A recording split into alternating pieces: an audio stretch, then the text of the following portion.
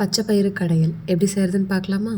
அதுக்கு 1 கப் அளவுக்கு பச்சை பயிறு எடுத்து நல்லா வாஷ் பண்ணிவிட்டு குக்கரில் சேர்த்துக்கலாம். அது மூழ்கிற அளவுக்கு தண்ணி சேர்த்துட்டு ஒரு 4 பச்சை மிளகா, ஒரு 5-6 பல் பூண்டு, 2 தக்காளி, 1 டேபிள் ஸ்பூன் அளவுக்கு சீரகம், கொஞ்சமாக மஞ்சத்தூள், அது கூட கொஞ்சமாக எண்ணெய் சேர்த்துட்டு 5 விசில் ப்ரெஷர் குக் பண்ணிக்கலாம். ப்ரெஷர்லாம் இறங்குனதும் பச்சை பயிறு நல்லா மசிச்சு விட்டுக்கலாம். தாளிப்புக்கு கடாயில் 2 டேபிள் ஸ்பூன் அளவுக்கு எண்ணெய், கொஞ்சமாக கடுகு, சோம்பு, கருவேப்பிலை சேர்த்துக்கலாம்.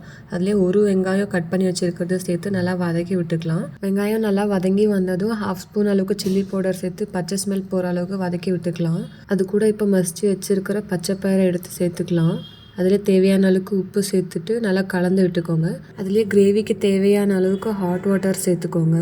நல்லா கலந்து விட்டுட்டு ஒரு 5 மினிட்ஸ் அளவுக்கு ஸ்லோ குக் பண்ணிக்கோங்க. கடைசியில் 1 டேபிள் ஸ்பூன் அளவுக்கு நெய் சேர்த்து இறக்குனீங்கன்னா டேஸ்டியான பச்சை பயிறு கடையல் ரெடி. நீங்களும் இதை மறக்காமல் ட்ரை பண்ணிவிட்டு எப்படி இருந்துச்சுன்னு கமெண்ட் பண்ணுங்கள். மறக்காமல் பேஜை சப்ஸ்கிரைப் பண்ணிக்கோங்க.